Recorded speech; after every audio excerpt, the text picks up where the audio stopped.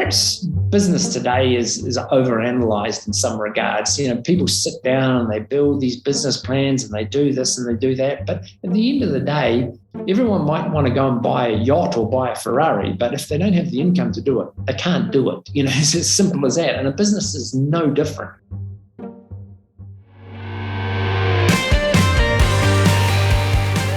From Escape Collective, this is Overnight Success, the podcast about the entrepreneurs, the personalities, and the passionate people who make up the sport of cycling and the stories behind the icons they've built. Rocket Espresso is not a cycling brand per se, but it's arguably one of the best known coffee brands who are part of the orbit in our own little cycling world. It's only a recent phenomena that cycling and coffee have gone hand in hand, maybe over the past 15 years or so. And most cyclists have an appreciation for beautiful, mechanical, chromy, analog craftsmanship, and Rocket fits perfectly into this. New Zealander Andrew Meo is the co-founder of Rocket Espresso, and it's no coincidence that the brand found its way into cycling. Andrew is a lifelong avid cyclist, and his passion for coffee actually didn't come until a little bit later into his life.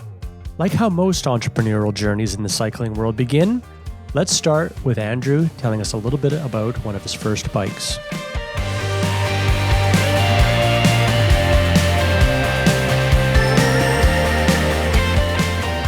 Obviously, those days it was steel, and there was a company in Melbourne called Cecil Walker. Cecil Walker's fame probably came about when Phil Anderson was riding Cecil Walker's, before he turned pro, before he went to Europe. Yeah. There was a woman called Norma Kramer. And in those days, obviously everybody bought a steel bike. And generally, well, you got a bike made to measure, none of the small, medium, large. So you'd write a letter in those days, and put a stamp on it and post it to Melbourne and ask them to build you this bike and then say you wanted it painted whatever colour. Eventually this bike would turn up. Growing up, our family certainly wasn't poor, but certainly wasn't rich. We were typical, you didn't just get on the phone and call Melbourne. It was unheard of, to make a toll call. And of course, when the bike was ready, it was sea freighted to you. So in the newspaper in those days, they used to have the shipping schedule for some reason in Wellington in the Evening Post newspaper, and you would watch, where the boat with your bike was coming into the harbour, knowing that. No way. Yeah, it was just like the process was, I don't know, I can't remember how long it was, but, you certainly didn't sort of at Christmas time think, well, the season's starting in a couple of months, so I better get a new bike ordered. So, but yeah, and we went to the bike shop, because my brother raced in those days too. So we went into the bike shop on occasion if we were in Melbourne on a holiday, and it was quite a cool experience, really. Wow, just so different from buying now. Andrew became quite an accomplished bike racer. He had raced since he was 11 years old in both road and mountain bike, and in 2014, he even won the Italian Masters National Championships. I've done a lot of racing. Came to Europe in 82 when I was about 20, and raced here in Italy, rode the Baby Giro, rode all the big races, and ended up riding the 82 Worlds in Goodwood. That was obviously before under 23 categories. That was when you had amateurs and professionals. Yeah. Then sort of that got a real beating here in Italy, to be honest, and went back to New Zealand and thought, wow, my dream of becoming a pro is never going to happen. So basically hung the bike up for a bit, and I sort of went back and thought I'll give it another go, and didn't get selected for a national team, and that sort of was like really disappointing, and thought, I'm going to pack it in for a while. Packed it in, and then discovered mountain bike racing probably 10 years later, and got into mountain biking and did very well in the national series there, got up to second in that, behind a guy that I could never beat. And then sort of did a few races in the US and rode the Worlds in Bromont. Been racing ever since, I think. What was it like, at that time, you were just talking about bikes being shipped by mail and that, jump ahead. I imagine Skype and Zoom and all that obviously didn't exist when you were in Europe. Did you find that tough, or were you one of those people that just slid into it really and tough. immerse yourself in the country? No, it was tough, eh? Yeah. Really tough. Look, when I was in Europe, I suffered from a bit of homesickness. Definitely, you couldn't just get on the phone and call home. You couldn't sort of go, I've got a break in the season, I'll jump on a plane and go back. Your life savings were invested in your run to Europe. And when you went back home at the end of the season, if you wanted to come back again, it was like, well, where am I going to find the money to do this? So I did find it hard. And I think for that era of bike riders, it was quite a tough period compared with riders today. Sure, it's not simple, but it's a lot easier. So Europe was a long way away from New Zealand in those days. Absolutely. So when you came back and decided professional bike racing wasn't for you, what did you do then? What was your career trajectory? When I left school, I had an office job, but my goal was to go to Europe and race a bike. So when I came back, I sort of arrived and thought, what am I going to do now? And really oddly, I got offered an apprenticeship as an automotive engineer in the local Alfa Romeo Ferrari garage. And I loved cars, but I didn't really know anything about anything. I could build a bike, I did all my bike maintenance, but I wouldn't say I was a proficient mechanic, that's for sure. And so got into that, and that was, I really loved it actually. We're talking working with your hands, servicing cars, right. And the place where I got the opportunity was the local dealership for Alfa Romeo. They had Fiat too, Ferrari. So they had some Lancia in those days. So they had some pretty cool cars going through. And I quickly somehow worked my way up to, I guess, head mechanic. And I was still pretty young, and I hadn't really even finished I think the apprenticeship. I can't really remember how many hours you had to do. And then I got, I suppose, headhunted by the ex-Formula One driver, Chris Amon. Okay, so I knew a guy that was working for Chris Amon, who used to be the Ferrari Formula One driver, and he was setting up, in conjunction with Toyota, a Group A touring car facility in New Zealand, because Group A touring cars was just going gangbusters worldwide in those days. And New Zealand had a series, and in fact, all the Europeans used to come down to the Wellington Street Race, which was BMW M3s, Wilkinshaw Rovers. It was just like fantastic. So I got headhunted and went out there and was building all the transmissions for those cars.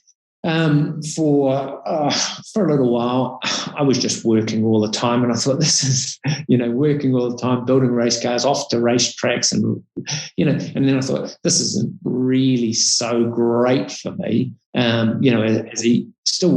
was probably about 22, I suppose, then. So I was still a young guy, and all my mates were out drinking beer and chasing girls, and I was, gone from a bike racer to this, race car mechanic hermit. Then I got offered an opportunity to sell cars at this Alfa Romeo Ferrari dealership. The guy sort of said, Andrew, why don't you come and try? I hated it. It was just, car sales was not for me. I think I lasted 6 weeks, and I was like, I got to get out of here. This is just doing my head in. Then I opened my own garage in conjunction with another guy. So we opened a garage called The Toy Shop, and he did Jaguar, Aston Martin, Range Rover, and my side was Toy Shop Continental, and I did Ferrari, Alfa Romeo predominantly, then Porsche, anything that was European basically I fixed, and built up a really great little business until the share market crash came, which was 87, and then the market just really changed overnight in New Zealand especially, and so then it became quite tough. And did you kind of go out of business, or just see the writing on the wall? And saw the writing on the wall. Yeah, it was like, this is going to be really quite, and you saw it come back a lot. But prior to 87, I think people would turn up with their car, you'd fix it, they'd drop the sack of money off in front of you, you'd go out and spend it and have a good time. And being young, there was no kind of, the penny hadn't dropped where this might not last forever. It didn't last forever. So then fortunately hospitality found me. So, and that starts my journey into coffee really. What happened then is there was a specialty cafe, the first of a proper cafe opened up not far. And every morning I'd do the paperwork at the garage, and then I would, instead of sitting in the lunchroom with all the boys drinking instant coffee, I'd get in the car and go down to the local cafe and drink decent coffee and, have something to eat. And I did that for quite a few years. That was sort of my lunch break at morning tea time. I'm guessing Wellington wasn't the coffee place it is now. Like, it wasn't a real good sort of coffee place or cafe compared to today's standards? No, it was an early adopter of specialty coffee. So what happened in New Zealand is a lot of chefs got into coffee roasting. They were roasting really good coffee, and as no one really understood specialty coffee, they were also training everybody. So you had this really great building block for, you turn up at a cafe, they want to start using your coffee, you show them how to make the coffee properly, so they're making a good cup right off the bat, and therefore you get this kind of this organic growth of everybody trying to do good coffee because it's the only way they know how to use a machine. And I used to go down, drink their coffee, got to know them. Then they turned around and said to me, "We've just bought this failed restaurant in Wellington. Why don't you come in as a partner and run it for us?" And I was like, black hands. And I said, "Yeah, sure," because this was like fantastic. I'm really getting into the coffee and things. I'd never waited a table in my life. And fortunately, my wife had waited tables. Anyway, we got bought into this business as the operating partners of this inner city cafe bistro that was just like pretty successful. And in the end, we ended up winning best bistro, best casual dining for New Zealand. And so we had this all suits because it was downtown. So morning tea would just like fill up with people coming for great coffee, and then it would empty out. Lunchtime full of bankers and politicians eating lunch, maybe some drinks after work, and then it would have a reasonably good dinner service, especially later in the week. And, we did that for 10 years, and that was fantastic. Sounds like you were working all the time too, if you had, up to dinner. Yeah. Well, my wife, Nikki, she worked the lunch shift, and then we'd change over at sort of 6 o'clock at night or 7 o'clock at night, and I'd go in and do the dinner service by and large. So we were kind of had, two lives in the one home, which was pretty tough for a while. But, 10 years. From fixing cars, which you get incredible job satisfaction when it all goes right, to then waiting tables, which, I really enjoyed it. Really love hospitality of a well-run restaurant. It was really, really interesting times. And tell me, how did the coffee machine business enter your life? How did that come about? Whilst having the cafe, the people that had invited me into that partnership, they were also the importers of a machine called the ECM Giotto, into New Zealand. A guy called Jeff Kennedy that had a business called Cafe La Fare, which was predominantly a coffee roasting business, also bought machines into the country, and he bought in the ECM Giotto. Jeff got wind of the fact that ECM, he thought they were having financial problems. And so he said to me, "Andrew, why don't we see if we can't buy this?" And I was like, "Yeah, okay, that sounds fantastic." Because Nikki and I had come to Italy a couple of times on holiday with our son Felix, and we were like, wouldn't it be great to live here, blah, blah, blah. So, it was kind of creative visualization going on in the back of our minds without the picture on the fridge. Jeff said, obviously, go and have a look. So I jumped on a plane and sort of after a couple of emails and had a look at this business and said, "Yeah, let's buy it." So was the business in distress, or was it look like a great balance sheet? This is a great opportunity. How did you sort of come to that decision? Well, having been involved in due diligence processes since, my due diligence was pretty naive. So came over and had a look at it and went, yeah, this is cool, let's do it.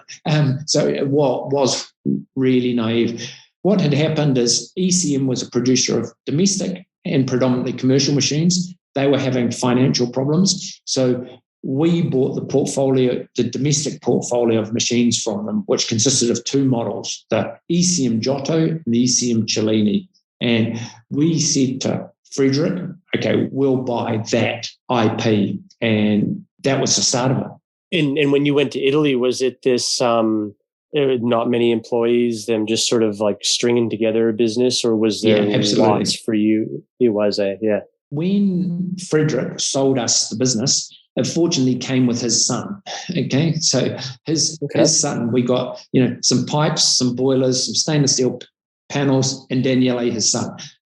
So Daniele, his son, came into the business. At that time, he wasn't a equal shareholder. He later became an equal shareholder, and there was he and I in an office. He was basically an outsourced production by a third party. So, one of the first things we did was I always felt very strongly about building your own machine, building your own product, standing behind it. And so we quickly brought production in-house, and that led to, one or two staff, and it was just a continual step-by-step growth, I guess. All of a sudden we've got 20 machines to build, not 10, so we need an extra person. And then we've got 30 machines, so we need an extra. And it was just like, and we need 10 more boilers, and we need, but it was, when I look back on it now, I thought that the market for domestic espresso machines was actually global, and it really wasn't. In Australasia, the category awareness was actually pretty good. People understood you could have a decent machine in your home and make great espresso or great coffee. But globally, it wasn't like that at all. The category didn't really have global recognition, not like it has today. So in a way, we were kind of pioneers, and a lot of our work was making the world aware that there was this category of great home espresso machines, which was pretty tough, really, because it still is today such a small part of the market, really. But obviously it's grown. But in those days, outside Australasia, you had a little bit going on in a lot of countries, but there wasn't much awareness of it at all. Backing up, I'm curious, because I know I've moved across the world and know how incredibly daunting it is, especially when there is no Skype and that. You would have had a young son, you would have had a wife, you have a business. Like, what was it like making that decision? And you had a successful business and clear trajectory versus going into the unknown with this holiday view of Italy. What was that decision process like?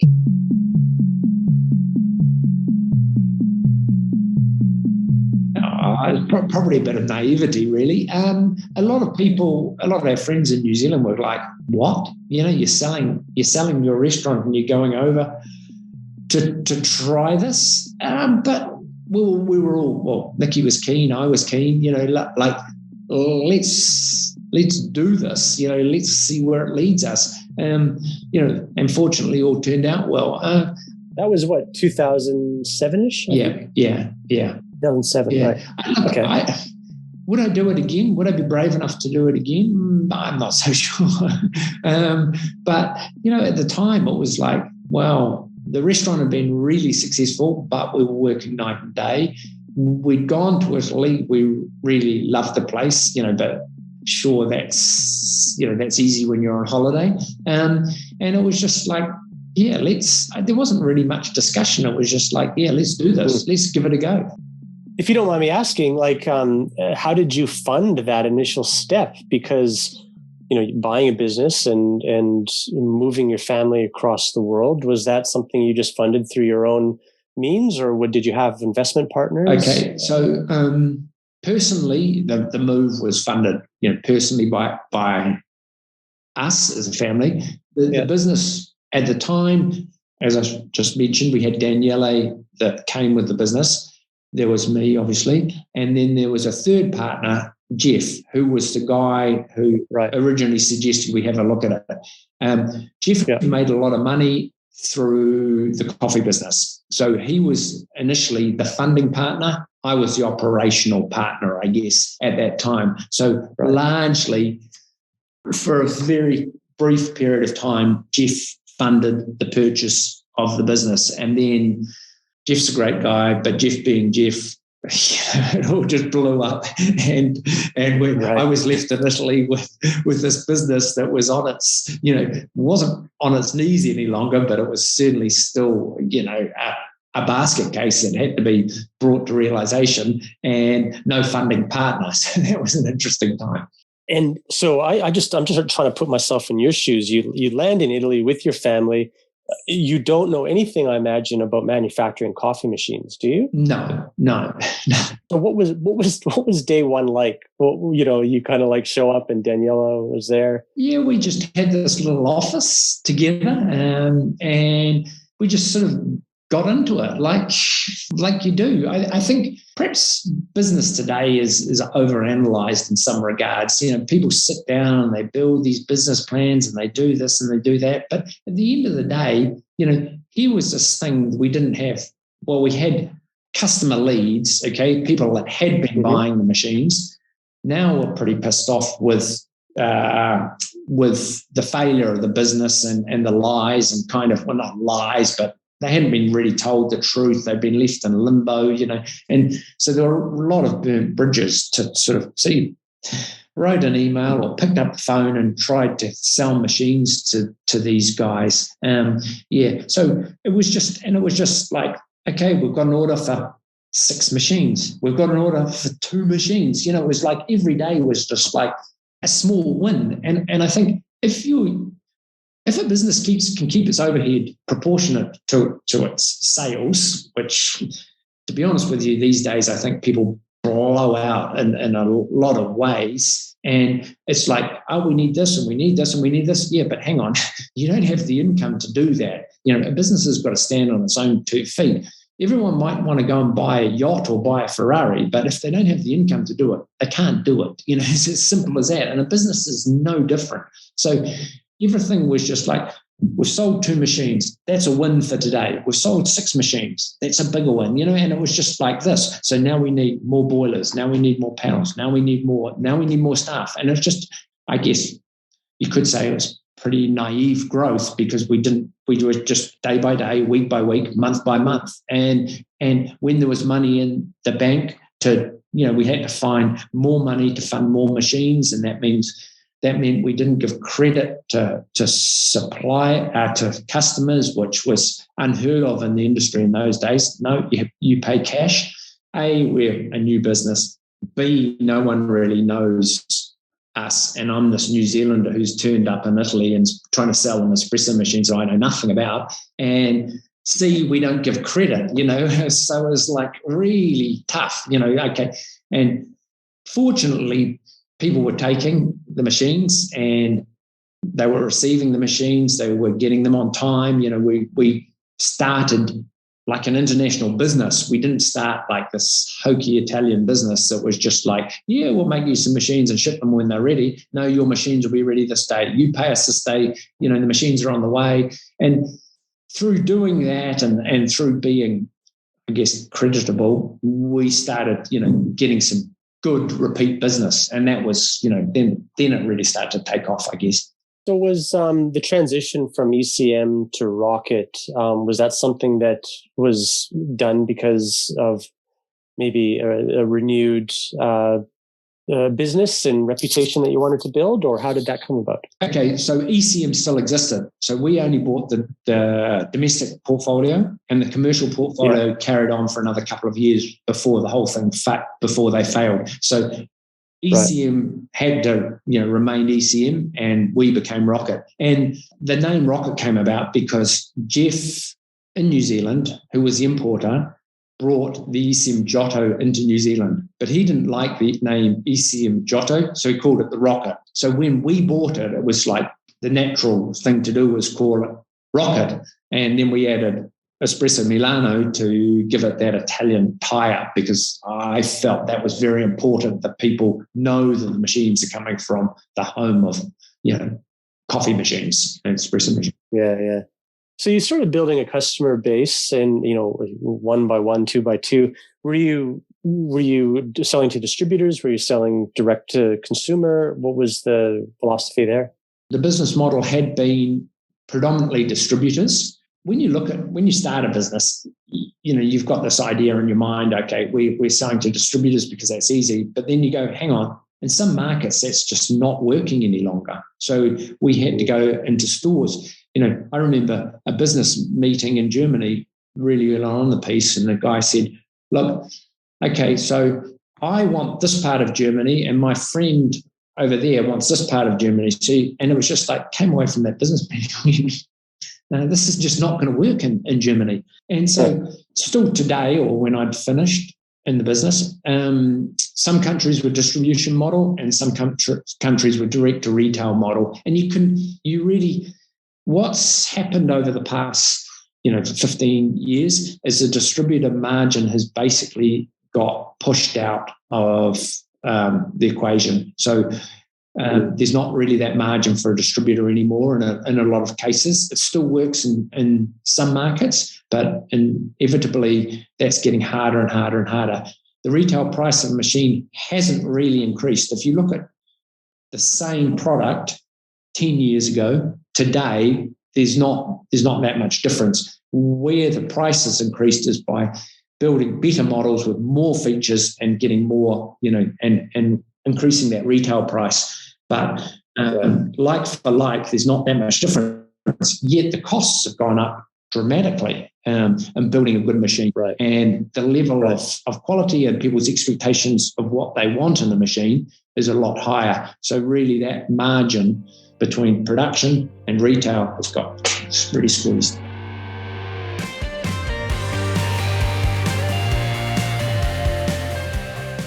This podcast is fully funded by our members at Escape Collective. In fact, all of our content on our website and our podcast network is 100% supported by our members who believe that cycling media should be independent from the sport and industry we cover, and that we should exist to serve you rather than live or die by our ability to be a platform for the sole purpose of selling you more stuff. If you enjoy this podcast or any of our other work and believe in our mission of independence, please go to escapecollective.com/join and become a member today. Thank you for your support. So when you started understanding and discovering the market that you were in, which you were quite, as you say, naive to, what did you find out with your placement in the market when you went to your first trade show and started understanding what else was out there? Where did you find you fit in? And I guess, what did you learn from that? So we did our first trade show. There's an international show in Milan called Host, which is a huge, massive show, probably the biggest, I guess, in the world, maybe. You can buy anything there, from a safe for a hotel to a bed for a hotel to a pillow to an espresso machine, and it's all divided very professionally into different halls. So the coffee section of Host is huge. It's massive. Everybody is there. And it's kind of the place to be. If you're not exhibiting at Host, you're a nobody, Right. So we had a little stand, the smallest stand you could buy, with a lovely old wooden table I'd found, and there are 3 machines on it, of 4 machines, 2 of each model, because we had 2 models. And I got some lovely John Parker sort of lights from New Zealand hanging down, and for a tiny stand, it looked quite very simple but very clean, Yeah. And what did I realize? I realized that the world didn't really see the category for domestic espresso machines, number one. There wasn't really a market, to my earlier point, at this stage. And 2, what I thought when I walked around is I thought our machines would be better, because very much at this point they're still the ECM product, but we've taken over them. So there's almost no difference in in our machine to what we'd bought, the design we'd bought. Right. Walked around the show and thought, oh boy, the market is actually better than I thought it was. There's some good competitors and the market's smaller than I thought it was. So what we need to do is we need to own this domestic market space. We need to go back and make our machines way better than they are. And we need to be the leaders, not just the also-rans in the category. What did better entail? Was it better quality parts? Was it better design? And how did you even know how to get better? Okay, we were fortunate enough that we were using the ECM designer, internal designer, a very clever guy called Ennio Berti. He eventually came and worked for Rocket, and he's still there. Such a clever guy. But that wasn't really the problem. It wasn't really the technique in the machine, because Ennio had built a fantastic machine. It was just the design was getting a bit clunky. There were little things that just weren't good enough. It's like when you buy a product today and there's an expectation, on I guess based on price, based on brand reputation. But to me, when I open a great product, and take it out of the box, there's an experience that goes with that I just love. Look at even the iPhone. You take it out of the box and you go, these guys really know what they're doing. The packaging is sorted. Everything is the way it should be. And the espresso machine was the same. We were just like, the packaging was not, you call it was a box. Yeah. You didn't start a brand experience by opening a box and going, wow. Yeah, the machine was rough around the edges. The feet were really average and just not good enough. And the badge was only okay. And you just start going through the whole thing and going, as a product, this is okay, but we can really polish all these edges and make it visually and aesthetically a much more appealing product. And that's what we set about doing. So with espresso machine design, I guess there's two parts to it. One, how it works and how it functions. And that's obviously super important. You've got to, first and foremost, you've got to make brilliant coffee out of the machine. Most of them will make good coffee. So how do you set yourself apart? Because everyone really in the category, home category, and commercial category, are using by and large the same techniques to make the coffee. Some are better than others, but largely the barista will make a good cup of coffee on a bad machine if he knows what he's doing. So, and it may not be cutting edge coffee, but it will still be a perfectly drinkable coffee to you and I when we're sitting in the cafe. And the same applies to home machines. So where you have to, I believe, craft your point of difference is just making the whole brand experience way better, and having the machine just everything just like clicking, and just perfect, and that's what I said about doing, just making the brand experience or the purchasing experience, the user experience as good as it could be, and right from to a stage where you open the box and everything, looks as good as it can be. Sure, you've got the working to a retail price, so you can't just go overboard. But, how can we make this? When you open the lid, everything's got to look slick. The machine's got to just, no sort of stick-on badges, but properly engraved badges. I guess perfection is a sum of all the small details. And there's a whole bunch of details that Rock still use today that we implemented really early on in the piece. Most people don't even see those little things, but then when you do, you go, oh shit, that's nice. And it's all that sum, as I say, of all those small details that make up the big picture. And I think if you're willing to invest margin, because that's what it costs you, as opposed to your competitors, it pays off. If you invest the margin and you have a true belief that you are making the better product, some people never notice it, but when you put that box and ship it out the door, you go, that's as good as we can do it, for the price point we've got to compete at. And I think that's really important. So my first experience discovering the Rocket brand and product was, I think it was the 2009 Giro, when you did a machine that it was Giro engraved in the side, and it was, and I just went, that's amazing. Not only because of the cycling intersection that it had, but it was beautiful. And so that 2009 is not long after 2007 for you redesign a whole machine. But I guess what was the thinking behind doing a celebration of the Giro machine, and what trajectory did that take you on? I guess it started by we're sitting around having a discussion. We were pretty small, so and I'm very big on open office discussion, people throwing ideas around. I don't like this remote working because I think it's counterproductive to that culture. I've always believed in working in the same office or very close to the central part of your team. Anyway, Danielle and I were in the same office at the time, and I suggested, look, why don't we produce, just sort of throwing ideas out there, produce a machine to celebrate. And his father, Frederick, who was the owner of ECM, was now working for us because his business had collapsed, and everyone thought it was a great idea.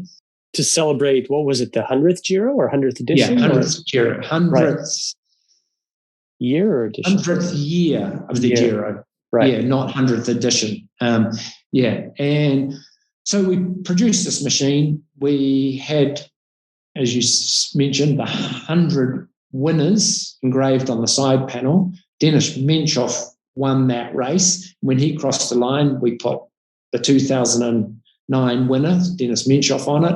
100 machines, all badged 1 to 100. So, you got number 1 or 99 or whatever it might be. Yeah. Put that in had pink manometers, pink gauges, and some sort of features to make it Giro-ish. Yeah. Put it in a box with a pink stripe over it, put it in the box, the issue of the Gazzetta dello Sport, the Italian sports paper that summarised that the last day of the race, and shipped it out. And it went really well. Dealers by that stage, 2 years later, were on board with Rocket as a brand, and they were on. So it wasn't such a hard sell to most of them. Most of them were like, yeah, we'll take a couple. Yeah, we're interested in that. But probably what was the biggest thing was at the time I contacted Rafa and said, look, we've done this beautiful machine. If you want to offer one as a prize for a competition you're running, I'll send you one. And so they did. So all of a sudden we got these beautiful machines in dealerships around the place, Rafa promoting it. And that was really the start of Rocket and cycling. There wasn't, in hindsight, I don't think there was a cycling and coffee culture really back then. People talk about this intersection between cycling and coffee and when did it start. And more I think of it, first I was really confused. When did it start? Okay, there was Merckx and Faima, but look, that's always been there, but it was never really a coffee culture. And then the pro cyclists, Christian Meyer, who we've talked about before, who was at the time a World Tour rider with Orica Green Edge, he bought a machine at home and he contacted me and said, hey, can I do a little video on the backstage pass about making coffee? None of the pros were making coffee. None of the pros had machines. And he had one and he featured on the backstage pass and he was making coffee. And from that, the Rafa connection, Rafa started putting machines in their clubhouses, offering specialty coffee to the cycling community. Rocket was building machines with a cycling theme. And I don't say it was Rocket, Rafa, and Christian that built this whole coffee and cycling culture, but there was no cycling cafes existed. They didn't exist then. And so I think this slow sort of category growth sort of, started happening through that intersection of those people, really, and others, of course. But and that intersection, the reason we're speaking right now is it's just, I can't think of a coffee brand like even Segafredo, who's on a World Tour jersey. I don't immediately associate them with cycling, to be honest. Versus Rocket, it's just like adjacent, but it's very much a part of cycling culture. Which is it? Has that small little niche sport called cycling actually, and Rocket being closely aligned with that? Do you feel that's helped Rocket, or is it just something it has? Absolutely. I think you've got to, it's one thing putting your name on a jersey, but it's got to be deeper than that. You've got to have, I'm a strong believer in authenticity. Authenticity is banded around the whole time, but you've got to truly believe in what you do. So with Rocket, then people would say, we're triathletes. Do you want to give us some machines, or do you want to do something with us? And it's like, I thought to myself, well, this is great. We can become the next Red Bull and sponsor all these sports and be involved in all these sports. But if I don't know who won the Ironman and wherever it might have been last week, is that creditable? If you've got people using your machines, and I believe that, you've got to really tell the story and believe in the story. So if somebody said to me, who won the Milan San Remo last week, I'd be able to tell them, and I'd be able to discuss the race with them. And I thought that was important. If we were going to not just take it as a marketing opportunity and go, oh, well, this is fantastic, let's cash in on this. But because there was true belief, at lunchtime I'd get on my bike and I'd go for a ride, and if somebody came for a business meeting with me early, I'd be coming in my lycra covered in sweat, so sorry, I'll be 5 minutes. But, that I think I really believed in what we were doing. So we weren't just cashing in on it. What then happened is a lot of marketing opportunities, came to Rocket through cycling, the industry, and that kind of sphere of the market. And so what happened then is we became perhaps too heavy in cycling, and I always thought, every cyclist out there knows Rocket exists, but every designer out there and every architect doesn't, because we're really focused here. But it was just like this wild time where people wanted to become involved in coffee, cycling, and Rocket. So, companies like Specialized approaching us to do the Red Hook, which was just fantastic. The Specialized Rocket Espresso Specialized Red Hook team, and doing things with them. That was just, it was a fantastic opportunity, a fantastic time to be involved in coffee and cycling. When with your name on, I don't know if it's on the jersey, but like on the bus, for example, of Quick Step or a Bahrain, what would be your involvement with that? Would it be sort of like you provide the coffee machine on the bus, or was it more of a sponsorship type of thing? And could you activate it on your side at all, or what did those entail? Most of those teams will have a product placement type of sponsorship agreement, where and for Rocket, in most cases, it was a supply of product, a machine on the bus, but it went a bit further than that. Several machines here, machines there, and if you were lucky, you could get a sign on the bus. Jersey sponsorship, is just like huge money. I remember one of the teams talking about the collar of the jersey, and it was just like, well, that doesn't represent very good value for money in my book. I guess you build your own. You've got to build your own association with the team, because the team, they're looking after their principal sponsors. Yeah. Obviously they're not going to post about Rocket machines or the pasta supplier or the et cetera, et cetera. So, and you can activate. So then what we started with was that whole with the Rocket Espresso machine in your kitchen, you'll be faster, and then Cavendish wins a stage into whatever. So, feature Mark Cavendish with Mark Cavendish, with a Rocket Espresso machine in your kitchen, blah, blah, blah. And we're just trying to create brand awareness in that cycling community through that association with the team, with the individual rider. And you've done a really good job at just organic, I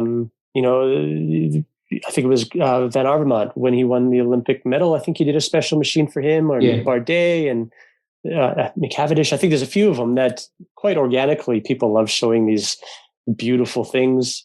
What happened there, especially with the World Tour guys, is they won something big. They quite often, want to give their teammates a gift. Apparently it used to be Rolex watches, and then for a while it was espresso machines.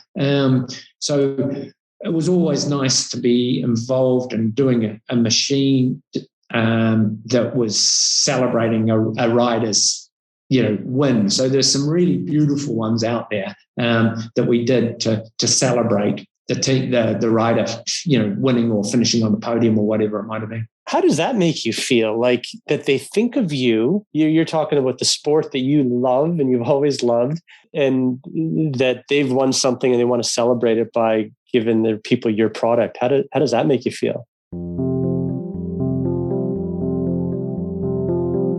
Look, coming from a boy that rode down beside Crawley Park on a bike with tubulars and fell in love with the sport, and then being like quasi involved with it, and getting friendships with some of those guys that we kind of your heroes, and meeting some pretty cool people if you're into cycling, it's still, to me, is when I grew up in New Zealand, I could go to the library and look at international cycle sport that was in the library, I don't know, sea freight or air freight, I don't know, and thumb through those pages. And cycling was just like such a, I was in love with it, obviously, but I lived in New Zealand, and it was just so far away. And then to become a reasonable rider and ride here, and then to get involved in the periphery of world tour bike racing is sometimes you stand back and go, I remember being, through an association with a team I ride for here, being in the office of Colnago, Ernesto Colnago, and it was just like I was stood there, with Aldo Colombo, who's Ernesto's great mate, and I just thought, man, I've come from New Zealand and now I'm in the office with Ernesto Colnago. This is just like, sort of can't connect the two things. It's just, and if you're into something and you just love it, it's just like, this blew me away. Yeah, that's incredible. I've had similar experiences where they've just pinched me, like picking Alberto Contador up from the airport because we've brought him in for a Grand Fondo, and is this guy sitting beside me the same guy as I? But they're such regular, normal people, aren't they, with an extraordinary talent? Exactly. And I'm just blown away how these young guys are just such lovely people, not because I'm starstruck at all, but when you meet them... Maybe the opposite, yeah. Not starstruck, it's just like they're regular. Yeah, man, this is a nice guy. Yeah. My Contador story is just fantastic. What's your Contador story? One night, standing around at home, and the Spanish number comes up on my phone, and I'm like, I don't know anyway. Hello? Hi, is this Andrew? Yeah. This is Alberto. Hi. Alberto Contador. Wow. What's Alberto Contador? I'd like to buy a machine. Yeah, sure, no problem. Blah, blah, blah. Sort it out. Because at the time he was living just across the Swiss border, I said, look, I'll bring it up, and show you how to use it. So jumped in the car. Nikki and I are up there having lunch, waiting for the time. Phone rings. Okay, Alberto here. Yep. So come down the road. I said, we'll be coming down the road in a red car, and I'll wait outside for you. So we're driving down the road, and there's this guy waving his arms around on the side on the footpath as we're coming down the road. It's Alberto Contador. And I'm thinking, hang on, this is all wrong. I'm the guy that should be waving my arms around, going, Alberto, bye. But no, it's Alberto Continental waving me in.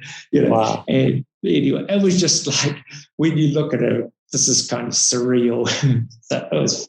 Through all of it, like it sounds like a fairly straight trajectory of success after success with, moderated growth and responsible growth. But were there any points in the business where you lied awake at night thinking that this could fail, or was it quite fortunate in that regard? No, we were quite fortunate in that regard. By this stage, Daniele, who came with the business, is an equal shareholder with me. We were quite conservative in our thinking and in our approach to things. We weren't like, let's do that, let's buy this, I was very fortunate in that we were both. I'd learned a lot of lessons from the car business days when the share market crash happened. I think I understood that you should always, be very aware that the market can change dramatically overnight, and consequently, you shouldn't just go and, I think a lot of businesses think they've made it because it can change the car every year and that sort of thing. But you've got to, your growth has got to be sustainable. You've got to look at the costs associated with that growth. And so perhaps being slightly more conservative in that approach.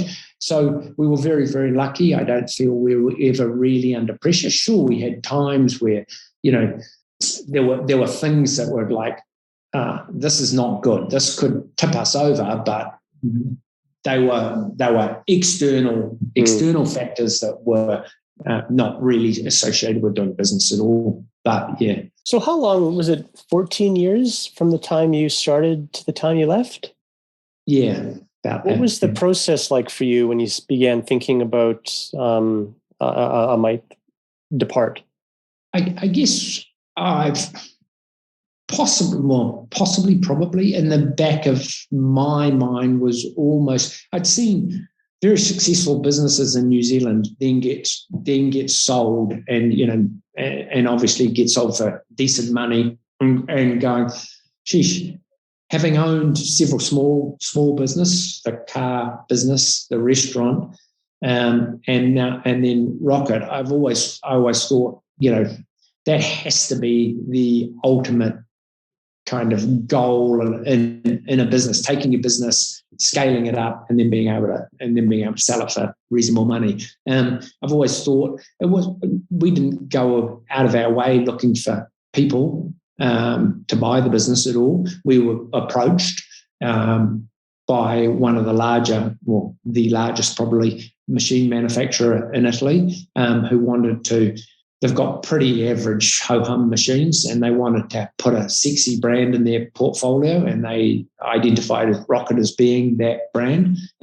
So yeah, it was, I guess, a nice conclusion. Rocket was at the point where really to go to that next step, it probably needed to align itself with a major manufacturer. It was at a point where to really capitalize on things, we probably needed to go to that next step. And that was probably getting, that was fundamentally changing the way we were doing business from a small, I call it a family business, because our staff were, we're a small, really focused, intense team. And that in itself had limitations, unfortunately, because that was, to me, the coolest thing about having Rocket.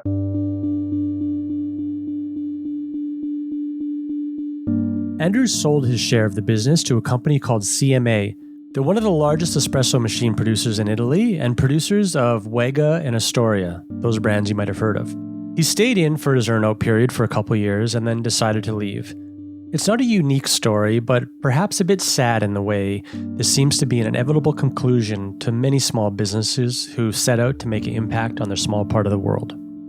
Initially, I spent 2 years there, and then I decided, it wasn't for me. We started going away from that small family business I've just talked about into more of a corporate type structure. There was more reporting, there was more, and obviously the new purchasers had to justify things to their shareholders. And to me, inevitably, when businesses are bought, it becomes more about a balance sheet because they've got to get a return on their investment, which is understandable. But for me, that's kind of was the wrong trajectory for Rocket. Rocket should have been over there doing cool stuff by itself and just continuing on that path. But we became sort of more and more embroiled in this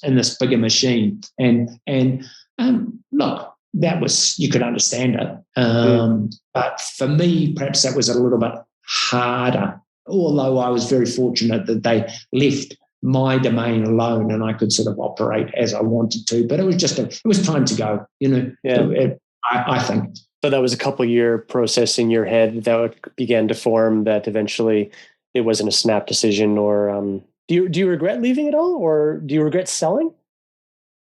No, no. It was really hard leaving. It was not the act of physically walking out the door, but physically leaving behind what we'd created and the people. It was, it was tough, really tough. I was pleased to be going, but putting so much heart and soul and care and love into it, and then just going click, turning it off. That still today is quite hard. Yeah. But but that's what you choose to do. So no, I don't miss the process of going to work every day at all, and being there. But emotionally, I'm still very, very attached to it, which I think is understandable. Have you ever really taken time to sit back and just stand back and look at the achievement? And are you proud of it? How do you feel about it? Oh, I'm immensely proud of it. Immensely proud of what we achieved. But it's strange. Sometimes we're somewhere and somebody from the industry or from the cycling industry recognizes me and goes, we're in a cafe in Florence the other day and talking to the guy there, and he was talking to a bunch of cyclists I didn't know, and then one of them apparently said, "Oh, is that Andrew from Rocket over there you're talking to?" And it was like, that kind of blows me away that people know who I am. Okay, that I don't walk down the street every day and people go, "Oh, that's Andrew from Rocket," obviously, but that some people do. Are you just going to take some time off and kind of think about what's next, or do you have any plans? Or I think I can't do business for the sake of doing business. I've got to really believe in something and be passionate about it, and then I throw myself into trying to make that as good as it can be. I'm not very good at look, if somebody offered me a job, doing something or running something, I'd be like, well, if it's exciting, absolutely. I'd be into it, because it challenges me. But if it's just a job, no, I couldn't do it. What would you tell yourself looking back, starting Rocket again? Would you give that yourself advice from 13, 14 years ago, or is it all worked out? Would you do anything different? I don't think I would. No, I can't think of anything I'd really do differently.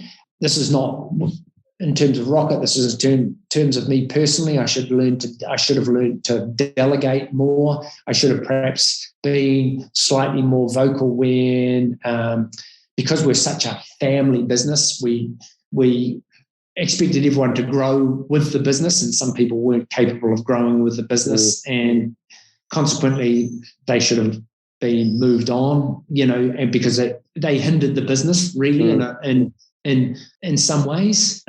So probably I should have been more cutthroat, in parts, and yes, I should have delegated more.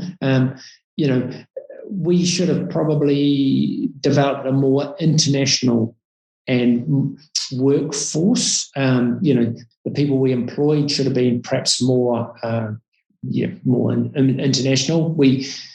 It was quite hard finding the right people, finding people that, a lot of young Italians want to go and work for the big corporate company, but not so many of them can see a small brand that's growing and doing cool things that's on the outskirts of Milan. It's a harder sell, and I should have been looking for better people to make the brand stronger without sort of having to control all that kind of thing myself. I think we could have been slightly more dynamic by doing so.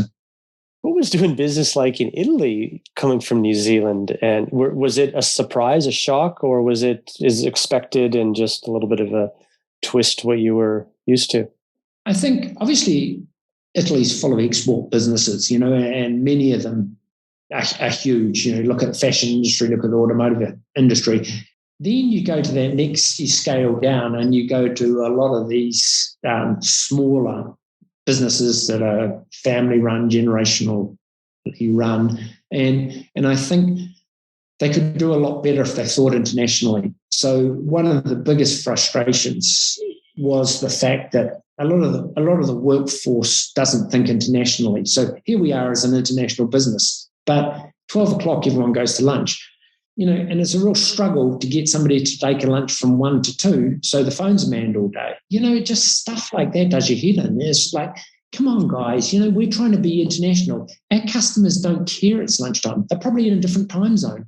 Answer your emails every day. Just be professional. And that's what they're super professional. They build beautiful products, they do great work, but they don't really think, I just don't think they think internationally enough in many cases. And I think that's a real problem. The rest of the world doesn't, they kind of accept that it's Italy and they can't get hold of everyone because it's August holidays. But that's, the world's becoming Made in Italy is one of the strongest brands in the world, but they're diluting that really quickly by not really standing behind what global customer expectation is.